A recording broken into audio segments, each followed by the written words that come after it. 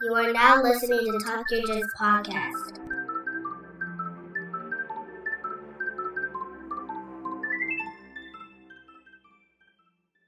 Hello and welcome to Talk Your Jits podcast. This podcast is, as the name implies, all about Jiu-Jitsu.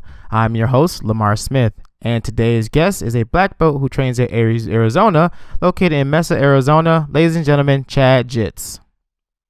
Hey, how's it going, man? How's it going, sir? Good. Good. First and foremost, I'd like to, show my appreciation by thanking you for coming on to the show. And let's get started. If you want to formally introduce yourself again, by all means do so, and let's hear about your jiu-jitsu journey. All right, thanks, man. Thanks for having me. We'll see how I interview new at this, so first time. Awesome. My name's Chad Cleland. I train out of Mesa, Arizona. I got my black belt in April. I guess it was 2020. 21. Yeah, 2021. I train under Paul Nava. I've been with him for quite a while. I went to his gym with about 3 stripes on my white belt and pretty much promoted up through him. Recently, I moved a couple hours north, still in Arizona, but I'm in the process of opening my own little gym affiliated with Paul, or affiliated with the Aries brand. Okay. So trying to do my due diligence on, growing the community where I live now. Mm-hmm. Fairly small town, but there's not really a jiu-jitsu community here, so kind of get to build my own gym and my own culture, so it's kind of nice. I bet. So, but I've been in martial arts most of my life. I started with Kempo karate when I was like 17. Got a second degree black belt with Kempo. One of the guys that used to come in and train at the school was a 4th degree black belt in karate. I don't remember what style, traditional style karate. And found out that he was a black belt in Brazilian jiu-jitsu as well. And we played a little bit, and he made me feel like I knew nothing. The typical jiu-jitsu story, right? Mm-hmm. Once somebody puts you on your back and you have no experience and no idea what to do, I kind of was like, this is legit. So kind of just changed my focus on my training and never looked back. So it was probably, I dabbled with it a little bit in the late 90s and moved, and there was no jiu-jitsu, so I kind of dabbled a little bit with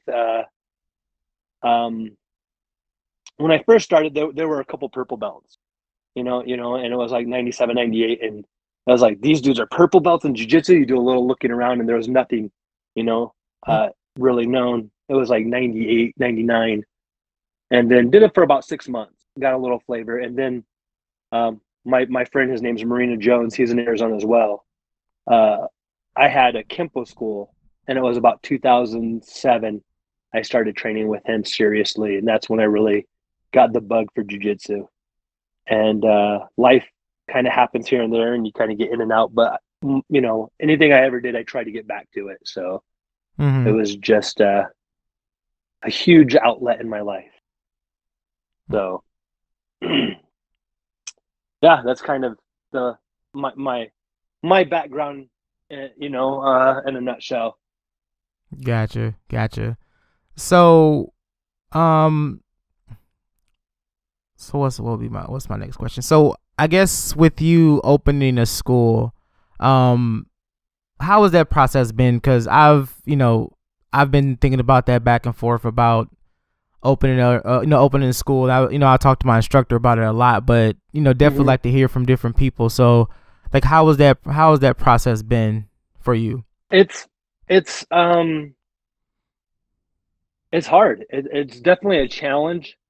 I never taught much under Paul. I'd feel like, hey, I need an instructor kind of last minute, but I never was on the schedule to where this was my class. Mm-hmm. So it's a huge learning experience for me. It's a fairly small school where I'm at, that I have. Thankfully, when I moved up north, I was able to find a little bit of property, and on the house that I bought, I have a little shop. So I have like a 1,200 square foot, actually, gym.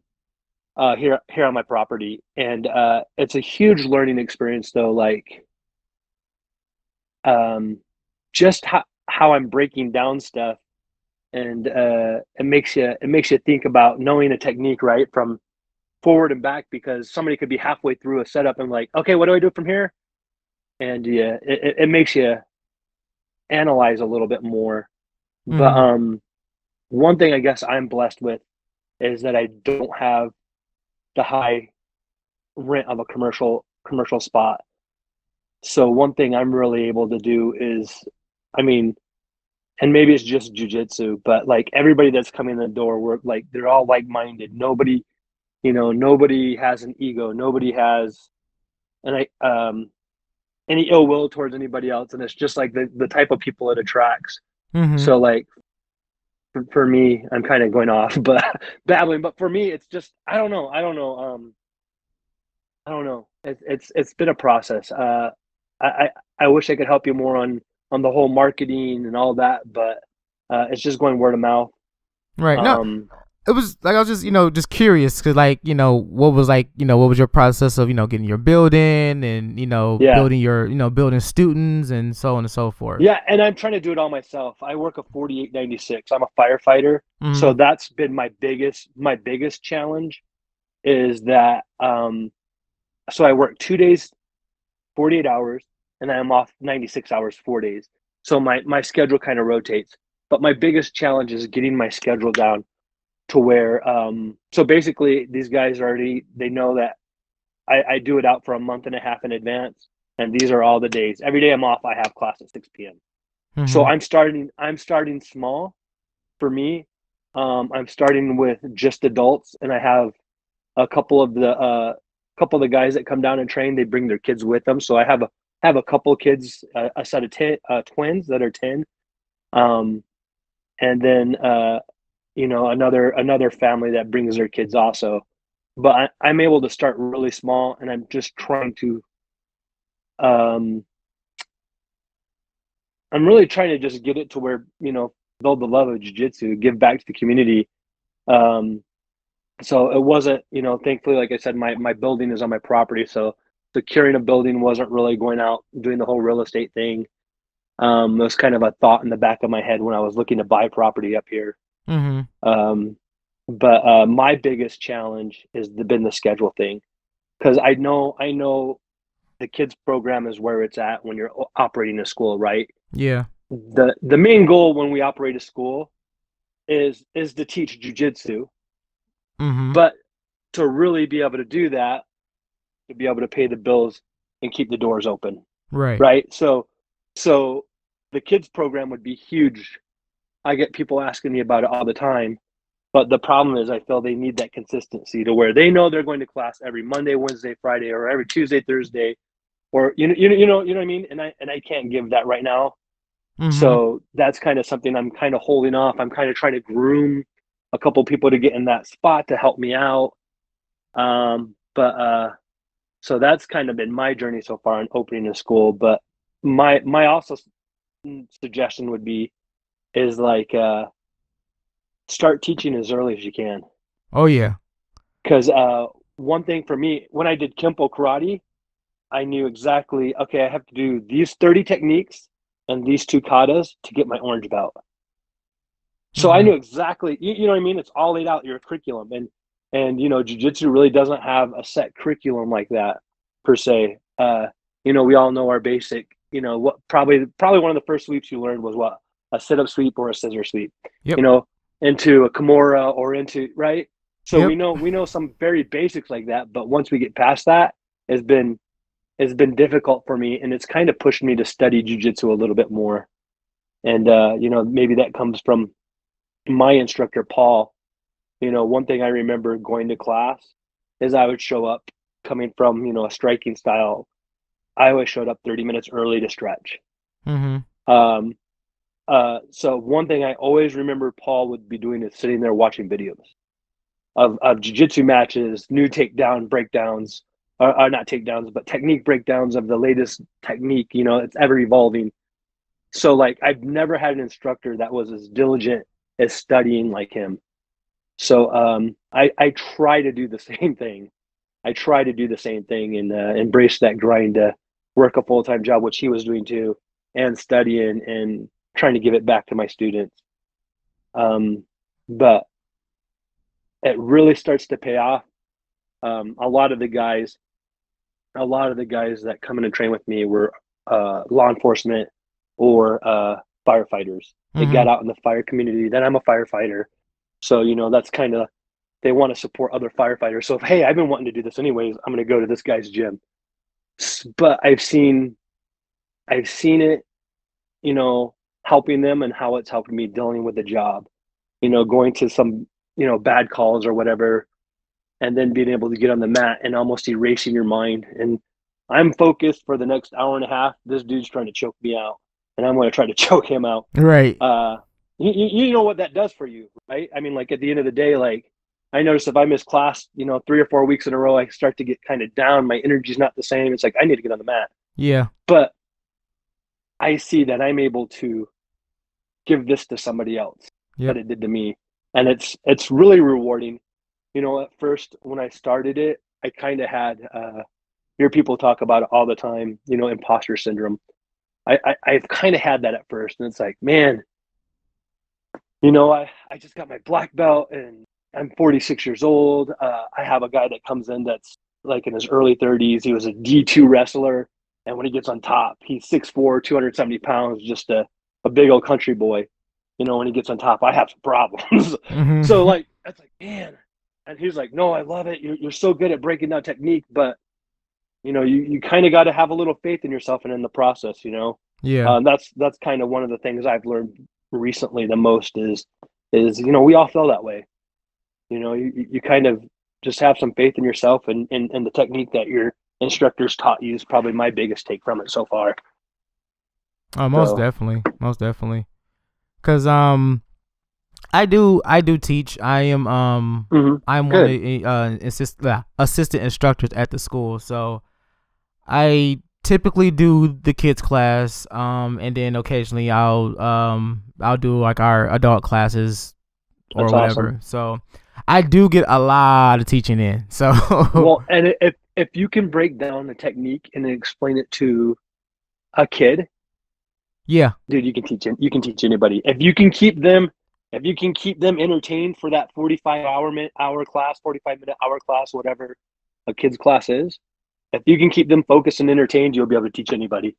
Kids are they're difficult. It can be difficult because their attention span's short. That's a great place to start, and they're going to be the ones that more than likely that's going to be your big program to help you keep your doors open and do what you love and teach everybody else. It's a double-edged sword. You're running a business. At the end of the day, you have to be able to pay to keep the doors open. So, people are like, oh, it's not about money. Well, some aspects it is. Yeah. Because if you want to do right by your students, you got to live a life. You got to be able to live a life, Yeah. So that's kind of, I don't want to say a double-edged sword. It's what makes the world go round. Right. Yeah. I totally agree. If anybody is thinking of, they want to teach, yeah, if you do have a kids class at your school, that is the best place to start, because not only does it keeps you focused, it keeps you motivated to want to teach, because you have to keep doing this. You have to keep reiterating the same, technique over and over and over again. Whereas with the adult class, we might go over a form of a, submission, one time, and then, obviously we move on to something else the next day. But with the kids class, you have to teach that same technique maybe for that whole first month. Right. And no, go ahead. Yeah, go ahead. I was gonna say, another thing I've learned also is I got to draw back. Because being so passionate, I want to give them everything I know now. Just can't do that. Right. So the other advice is stick to your program, even for the adults. Yep. All right, we're going to build this. We're going to build this technique. We're going to work this today and tomorrow. We're going to work over today. Tomorrow we'll add on. Tomorrow we'll add on. Or the next day we'll add on a little bit more. But I tend to sometimes, even in class, I'll be like, okay, guys, stop. We're taking it back. We're going to stop here. because I tend to get it's that passion, and it's great. Let that passion, let that go, but learn, sometimes you got to learn to rein it in a little bit. Yeah, definitely. So that's another big takeaway. But teaching the kids class is big. Mm-hmm. Honestly, I love teaching the kids class. I love teaching kids class because, it's that, it's that raw emotions of them learning something and them, actually, able to, utilize it without you having to say anything, and you see that look on their face like, oh snap, I did that. It's like, yeah, you did that. Because seeing them build as a person, the confidence and character that they're learning from you, and just in class working hard, they're seeing the benefits of it. Yeah. And especially with me, because my daughter, she started training, and I get to see her grow. I get to see her ask questions and apply our rules and principles, and work our snakes, or shrimps in some schools call them. Okay. And she's getting the hang of it. And it's like, man, she know this better than some adults that I know. Yeah, proud father moment. It's definitely a proud daddy moment. That's good. So that's good, man. Yeah, I love it. You can't beat I remember when I taught Kempo, what really made me want to become a teacher is I started a little bit helping assist. I was an assistant instructor, kind of like you said, and I was assisting the instructor teach. And I remember I ran into one of the students at the store, and she was probably, I don't know, 11 or 12 at the time.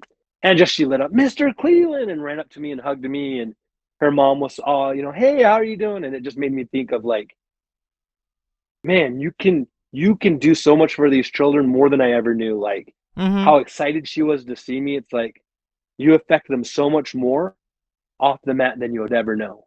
Right. You're an example to them. They look up to you. You're teaching them so much more in life than you'll ever know. And then I ran into the same girl later in life. She was about 20 years old, and she was an assistant instructor at a karate school. Nice. So yeah. So it's like, wow, I've impacted that for the rest of her life. I impacted her. So it's like, I don't know. You can't beat that. You can't beat the feeling. You cannot. Because with my, with my daughter alone, I've noticed a lot of change in her just from the few months that she has been training with, her confidence, and she's starting to become more and more outspoken. She's very, she's starting to like really stand up for herself, no matter who it is. Like she's ready to go to war with anybody now. And just from that little time, because when she used to just come to class with me, she would speak to people, but she was like very, very like timid. She was very, very quiet, even though she's been around these group of people since she was born, but she was still kind of like, but yeah. Now she comes in, she's like the loudest kid in the room. You're like, I created a monster. No, I know, right? But I love it. It's great for her to have that confidence to where she can be herself. Mm-hmm. Absolutely. Yeah, that's cool. Cause we had a moment yesterday. She was rolling with another student, and she was holding her own. Like she was doing a very, very good job. And I guess she had got up, and then he ended up like on her back, and she couldn't get her off, and she was like freaking out. She was starting to get like, she's getting scared because she didn't know what to do, and she just like broke down crying. And it's just like, okay, this is a moment I have to choose. Do I want to be a daddy or do I want to be a teacher? And she's like boo-hooing. I'm like, okay, now I have to be a daddy. I can't be a teacher right now. I gotta console her now. It's hard, right? It's hard because, especially when it's your little girl. Man, I got two daughters myself, so it's like those little girls know how to get to their daddy's heartstrings. Yeah, and she definitely got him, man. Yeah. I can't deny it at all. She definitely got him, especially now that she's doing jiu-jitsu and she's loving it, and she's like eager to go to class. So it's like, oh man, right in the feels. That's good, man. That's good. Awesome. Yeah. Yeah. Is So, she is she going to start focusing on any competition or um, that's where the crossroad lies. just kind of Um, let her make her mind and she'll tell you if she wants to? yeah, cause she said she wants to. She says she Okay. wants to, but I'm like, okay, are you, because I've done a tournament before, and I plan on doing, Hmm. more this year, and she does know about it. So she's like, oh, you're gonna do a tournament? I want to do a tournament, and I'm like, okay, let's dial it back a little bit. Let's just make sure you learning everything that you Yep. can possibly learn, and then we'll test some things out to see if you're actually ready to do that. But Yeah. if after you really get serious, and if you still want to do it, I'll gladly sign you up for the next tournament. Yeah. What's your guys' do you guys have a kind of a rule that the school follows, or you could even set her up a goal. Hey, once you do this many classes and you get this stripe or whatever, set her up that goal, then we'll get you, but you got to train hard. You got to show me that you want it, or something along those lines. But Um, Not necessarily, because okay. we don't have like any students. I'm literally the only one at my school as of right now that's, I guess you want to say, a competitor in jujitsu. And Okay. we don't have any kids that does it. I mean, that do it, that want to compete. Literally, my daughter was like the only ones that was saying that she wants to. So I don't know if it's like, hey, we're gonna wait, a couple months, before we actually let her go out there on the mat. So I'm not too sure, but Okay. I'm not gonna stop her if she wants to. Yeah. Yeah. It's about I mean, I'm not a I would well, I've done maybe three or four as a blue belt, a couple as a purple belt. So I've done one, at least one each belt minus brown belt. I've done one as a black belt, but to put yourself in an uncomfortable position, that's what jujitsu is all about. I don't know where I heard it. I know I'm quoting somebody, and I wish I could give him the credit, but it's all about getting comfortable with And being uncomfortable, yep, right? So it's the same thing. Like get yourself out of that comfort zone. Get yourself, even if some people thrive in competition, good, great for them, and some people don't. So it's I feel it's I'm not going to make anybody do it, no, but I would suggest for people to do it and be like, hey, I think it's good to exactly what I just said. Push yourself, uh, feel that, be uncomfortable, embrace it. yeah, Try it out once, maybe once or twice per belt is a good rule of thumb. I think if you can, it's not for everybody though. You're it's absolutely right. it's not. It's a whole different beast. Yep, we And all have our own reasons for training. mm-hmm. So Yeah, cause yep, absolutely. cause like yeah, so like when we sat down and talked about it, and I was like, she's like, yeah, I want to compete like you, and I was like, I'm all for it, but I'm like, you can't cry every time something bad happens. You don't get your way. You can't just stop and give up and cry. Like, no, you have to keep going. You have to really, really train to do this. So I've been, pushing her a little bit more. Like when it comes to our techniques, when it comes to our rules and principles, I'm a tad bit hard on her, because I want her to understand, like, you really have to work hard at this. Yeah, And that's it's good. and it's paying off, because she's learning this stuff a lot faster than a lot of other kids. She's retaining a lot of stuff too. So it's like, this is why daddy pushes you. Like, look I'm how sure it much. helps with dad being a coach. Yeah, and I mean, Like, yeah, it there you helps with go. me being a coach Hmm. too. So it's it works all the way around. But we'll see. We'll see. Like I said, I'm not gonna force it on her. If she wants to, by all means, I'll definitely encourage her to do so, and we'll go from there with that. Yeah, that's good. That's good. Oh boy. So the school that you train at, is it a competition school, or is it more like laid back, just more the martial art? It's pretty competitive. Yeah, we have a lot of guys at all walks of life there. Paul himself is something like I want to say a 9-time world champion Mm-hmm. in gi and no gi. you know, few years back, he's like 54 now, Mm-hmm. 55, you know, getting up there. A few years back, he had a heart attack. Oh. He's in great shape, had a heart attack. He's come back once already since he's been back. They cleared him. He's won another title, world title though, IBJJF Masters. So, you know, it is a competition school, but not only is it a competition school, he's like the general. He's out in the front as a, you know, just a mentor and an example. Mm-hmm. So that helps a lot. But yeah, Lucky, Arizona, Mesa. I don't know if you're familiar with Arizona or Phoenix. Mesa is like basically Phoenix, Mesa, Tempe. The Valley is what it's called. They all kind of run together. Mm-hmm. Huge hub. You know, there's some legends that have schools out there. You know, Gustavo Dantes has a school. Megaton.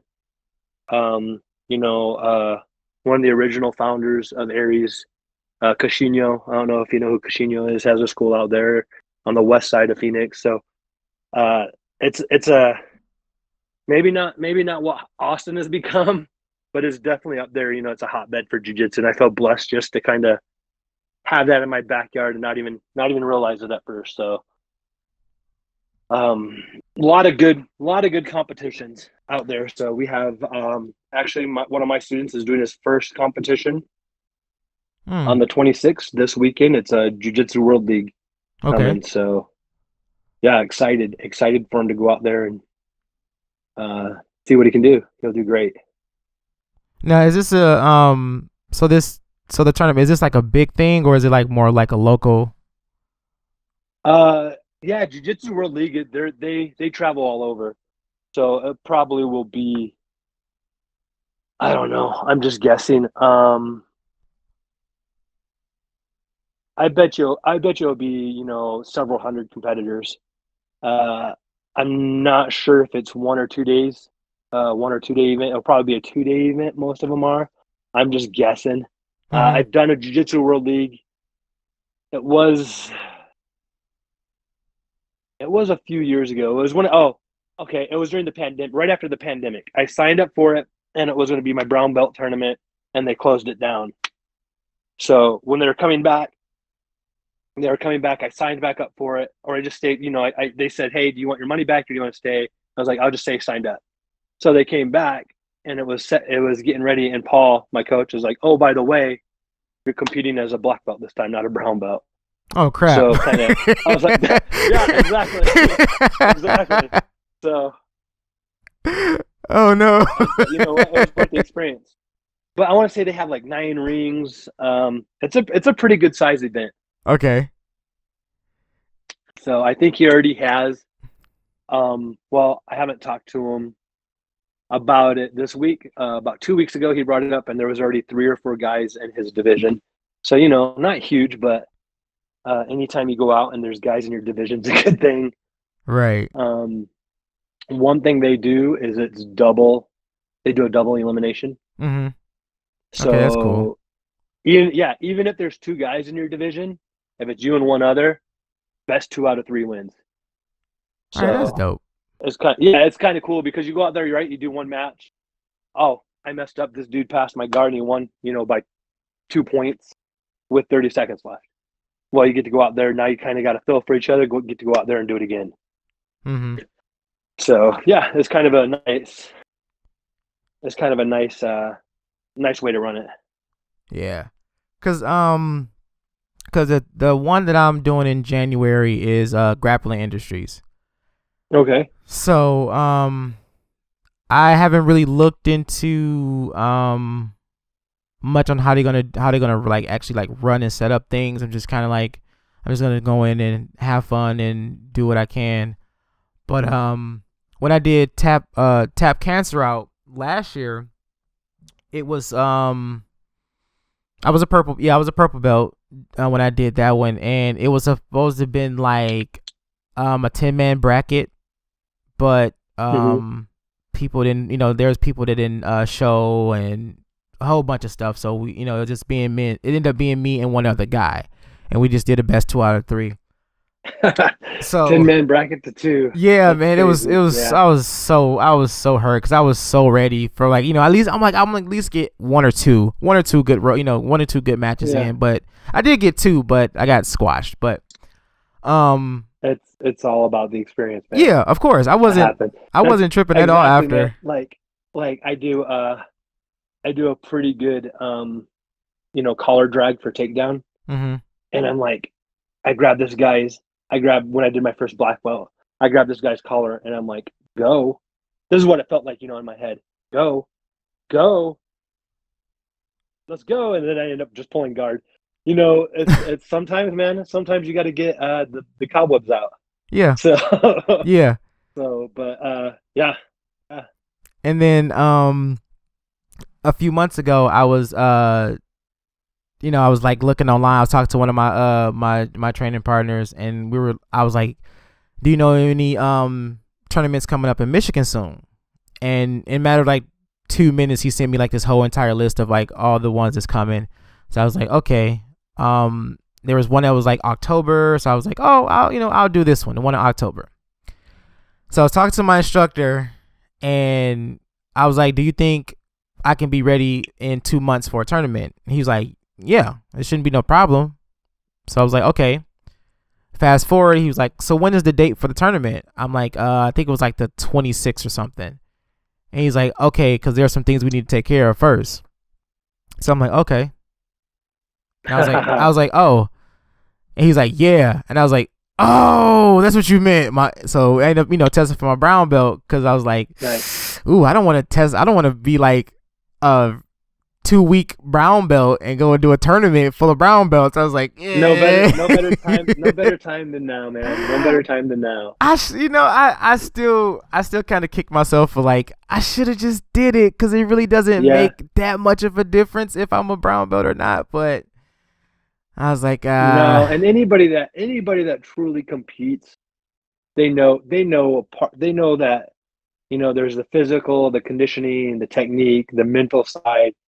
There's so much that goes into competition. It's just not, oh, I got these techniques. Yeah. I know guys that smash everybody on the mat. They go to a tournament and they don't like have that gear to turn on for a competition, and they go out there and have fun and they love it and they do okay. But they're, it's like, man, their jiu-jitsu is so much better than this other guy. But that's what they want to do. They want to go out and just feel the different flavors and have fun and meet people. And you know what? That's great. I mean, that's what he wants, and he loves it, and he's benefiting from it. So we all have our different reasons. Yeah, definitely. And so, I guess, are you training in Michigan? Yes, I am. I train in Oak Park, Michigan. Oak Park. I was born in Kalamazoo, so made my way out to Arizona at 16. Oh wow, I'm kind of right between Detroit and Royal Oak, if you know that. Okay. Yeah. So yeah, you're on the east side. Mm-hmm.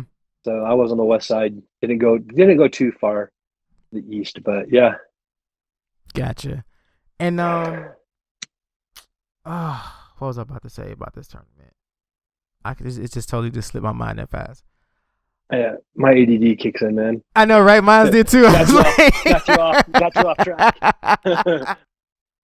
Oh no, but yeah. So after my brown belt, I was just playing back and forth about the idea of eventually opening my own school, and what I was mentioning earlier, and I was just like, I need to find ways to show that I actually do jiu-jitsu. Like, I can tell people like, yeah, I'm a brown belt in jiu-jitsu, but I necessarily don't have like any like film or anything of the sort to like actually show what I do besides like the pictures I post online. So I was like, well, if people are going to take me serious in this, in this, and actually want me to teach them, I have to show that I really know how to do this. So that's when I would start playing with the idea of competing and taking it more serious now. And I've been training so hard these past couple months. It's ridiculous. Good. It is so ridiculous. Found some motivation to kind of push that next that next level. Yeah. Yeah, I was talking to my coach about that too recently. Just like, I want to get back to where I can be that example like he was and get out there. I said, but it's so hard, to keep to teach and to keep my conditioning up and train and to keep my jujitsu polished. And he pointed out to me, he's like, man, I was doing my best on the scene, and all I had at home training were blue belts, and Mm-hmm. he was a black belt winning. He's like, I had a bunch of monster blue belts. He's like, and we would all just train hard. So it doesn't always matter. There's still, and anymore, it's like there's not a huge difference between a purple belt, a brown belt, and a black belt anymore. I mean, they're all so technical and so good and Yeah. athletic. It's insane. It's insane how jiu-jitsu has grown. Yeah. Yeah. So, but yeah, get out there and do it, man. You got that motivation now. Yeah, and at first I swore off, I was one of those people that swore off tournaments like, I don't want to do a tournament. I just want to learn. I don't care about competing, blah, blah, blah, blah. But man, when I did that first tournament, man, I got bit. I got hooked. I was like, nah, man, I got to do this again. A little bit of rush. Yeah, I got it. It was a hell of a rush, even though it was a quick match, but it was a rush nonetheless. And I was like, yeah, I hate that I've gotten so late into it, but I'm still happy that I'm going to do it. How old are you? 35. Yeah, it's not that bad. Yeah, I it's mean, not. like I said, that's not because I didn't get my black belt. I didn't really get focused and get my black belt um until I was 40, 44 or 45. I'm Okay. 46 now, so it's not, it's not that bad. No. No. Absolutely, we all wish we could have done it. Yeah, I really wish I could have started at my daughter's age. That'd have been Yeah, so awesome. yeah. So awesome. But Another not. nameless quote, because I'm horrible about remembering names. Is I know it was one of the. It might have been like. It was definitely one of the Gracies, but he's like the best time to start jujitsu is when you're 10 years old. Mm-hmm. The second best time is now. Yeah. So you just we get the cards we're dealt and we get in it, and most of us, I think most of us that take it serious kind of fall in love with it. Mm-hmm. So Yeah, and I definitely can say, like, honestly say, like, I fell in love with jujitsu, and I never looked back, man. I never fell out of yeah, love with it. I have my quarrels with it every now and then, but man, like, I want to do this every day, all day, like, if I can. Like, that's all I want to do. I wake up and I watch jujitsu videos all day, watching techniques and seminars and whatever else I can possibly learn. I watch, man, and I'm training so much. And it's like, yeah, this is literally what I want to do for the rest of my life is jujitsu. Whatever I can do jujitsu related, I'm going to do it. no, that's awesome. How's your coach? Like on the business side, he got the market down over there, or is it pretty? So with my instructor, he do it for the love of the sport. Mm-hmm. We're a very small school. We got like 10 or 12 students. He has like multiple businesses that he does. So he's like, yeah, as long as I can, break even and keep the doors open, I'm cool. Yeah, So, and like on the flip side, I have buddies and my instructor as well. They have 200 students ooh, plus, wow. but it's what not everybody wants that. No. What do you want? And I talked to some of my guys. It's like, you know what? I'd be ecstatic to have about 20 students because then you have between 5 and 10 showing up for every class. Mhm. So it's not everybody wants that big dream and wants to produce world champions. Like I said, if you think about it, you're helping people through life. You're changing their life. You know what I mean. Whether if you're doing that Yeah. on a big scale or a small scale, it's the same at the end of the day. You're getting the same satisfaction. You're changing people for the better at the end of the day. So Definitely. And I had this conversation with my wife before too, and um I'm always talking about like, yeah, I wanna open my own school, and I wanna do this, I wanna do that. And that would be the questions I would ask myself, like, do I want a big school? Mm-hmm. But I'm like, no, because I can't me personally don't feel like I can learn in a large school like that. Because I was Mm-hmm. like, if I was at a large school and the way that I operate and function, there's no way in hell I probably would have stayed with jujitsu.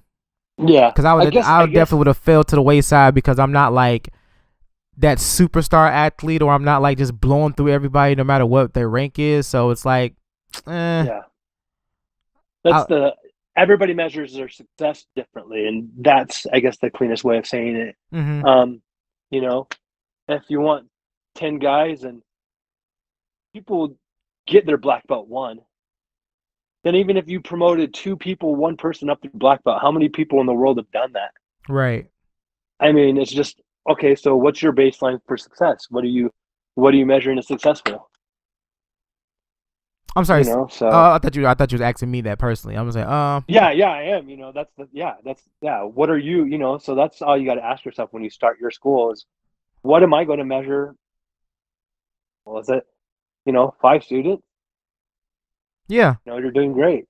Yeah, and I and So I look at it through the mindset of my instructor, who he's a best friend, but he's more like a mentor to me, because this is yeah. the only guy I've been training under since I've been doing jujitsu, and I also work with the guy. So so we have a lot of history in this short 5 year span that we've known each other, and like the way he handles jujitsu, and the philosophy behind it, the actual pure martial art behind it. I'm that same way. Mm-hmm. Like, I don't care about a large school.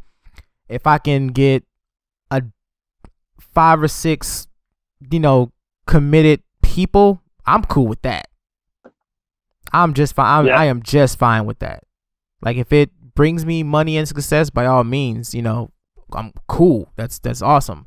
But I want to pass on that knowledge. I want to pass on this gift of jujitsu, and people, becoming better versions of themselves with jujitsu. Absolutely. Yep. That's what I want. That's a great goal. That's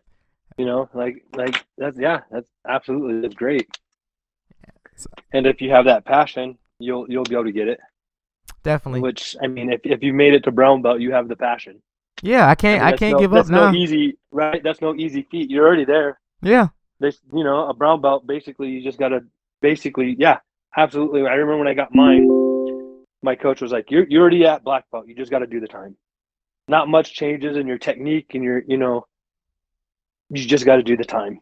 Yeah. It's just a formality now." Yeah. So absolutely. And like my instructor said, he says, as much as you train, as committed you are to the sport, he said there's only 2 ways that I can see that you're not getting your black belt. Either you stop training or you die.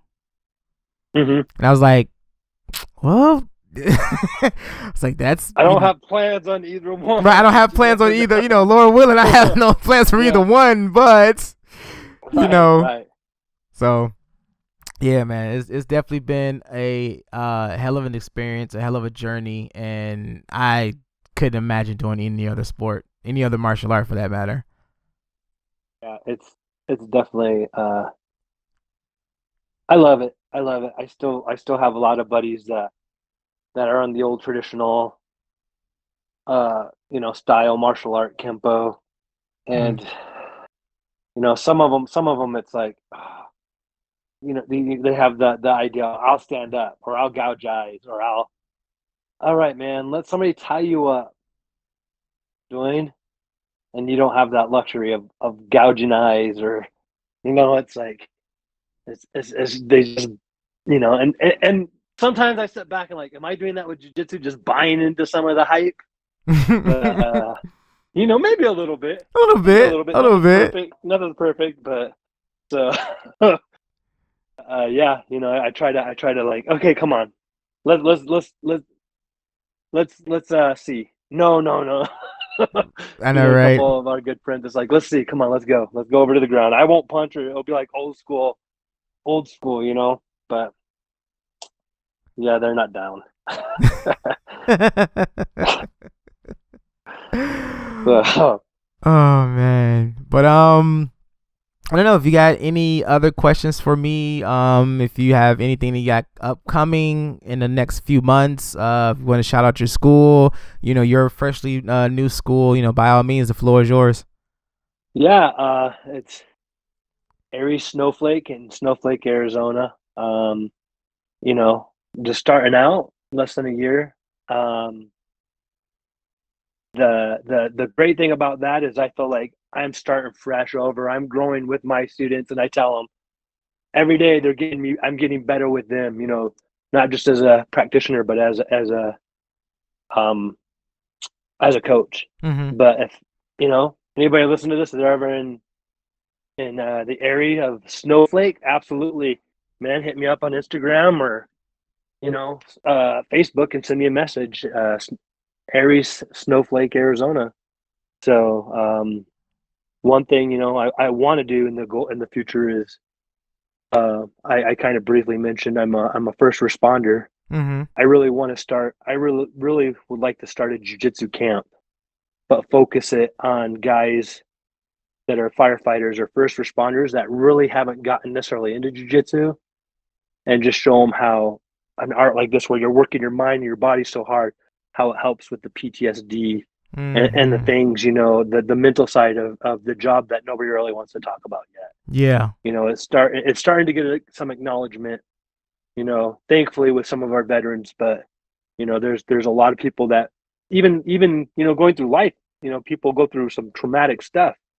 Uh, you know, that's one of my goals is, hopefully to get that going where I can do a jiu-jitsu camp. It's, a 4-day weekend or something, and have some of my instructors, come up and donate their time and try to get it to where it's just not like a submerging camp, like Origin does, or, there's a lot of people that pay where it's, you're going because you're already a jiu-jitsu practitioner. Mm-hmm. So you're going to learn from these world champions, but I'd like it to where these guys that are just barely, maybe getting their toe into jiu-jitsu, coming to learn, hey, look, if you stick with it, this is where it's helped me mentally. It's helped me through a divorce. It's helped me with my career. It's just so much in life. We kind of all know that, but it's definitely something I would like to, maybe my next chapter in jiu-jitsu, start to focus on. Yeah, I can't agree. I can agree with you more.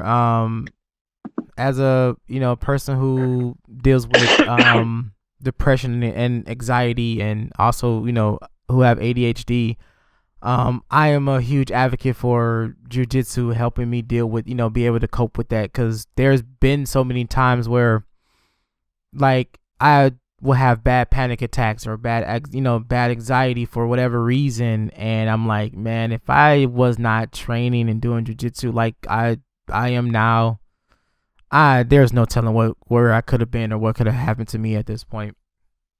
It's definitely helped me a lot, a whole lot, dealing with that stuff. Absolutely, yeah. Like, went through a divorce after 16 years of marriage. 3 kids. If it wasn't for jujitsu, here it gave me something to go and do. People, and that's funny. My coach actually brought it up one time when I got promoted. He's like, there was a change in him because I've always been like an outgoing guy, but Mm-hmm. I didn't tell anybody. Nobody knew. Nobody at the gym knew what I was going through except for me. And Mm-hmm. then about a year and a half into it, my coach was like, "Hey, I'm glad to see you back." And I told him what I went through, and he's like, "What?" But I was like, "Man, that was the love of my life." Was married 16 years right out of high school, thought it was it, and it's kind of a shock. Mm-hmm. But the thing is, when we get our black belts, we do a little speech, and I went through that. There was out of all these guys I've known that's gotten their black belts, so many of them have gone through something like that. Like, one guy's like, yeah, my dad's house burnt down. 2 weeks later, he had a heart attack. I did this, and I mean, if it wasn't for jujitsu, I don't know that I could have made it through it. Yeah. Like half of the black belts up there, had a very similar story. So it's like, if anybody is listening to this that's going through stuff and they're thinking about getting on the mats, get on the mats. Get on them. Get Yeah, on them. absolutely. If you've never done it, step out of your comfort zone and walk through that door. Yep. I guarantee you it will change your life. And So sometimes it's sounds like instant. me and you are both here because of jiu-jitsu. Oh yeah, I can contest.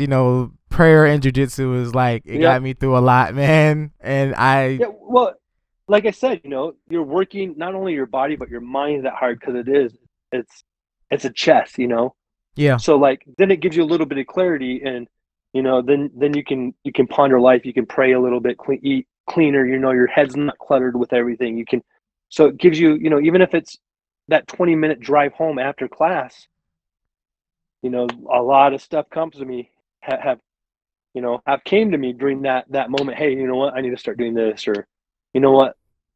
Life's not that bad. You know what I mean? Like it gives you that clarity. Yeah. So Definitely. Well, yeah, that's the end of today's episode. I would like to thank Chad once again for coming on and sharing his experiences with us. I hope you guys enjoyed and took something from it. Please go and follow our Facebook and Instagram page for all to stay up to date on all future episodes. This has been Talk Your Jits podcast. Keep rolling, keep grinding, and remember, long live jiu-jitsu. Have a great day. Thanks for having me, man.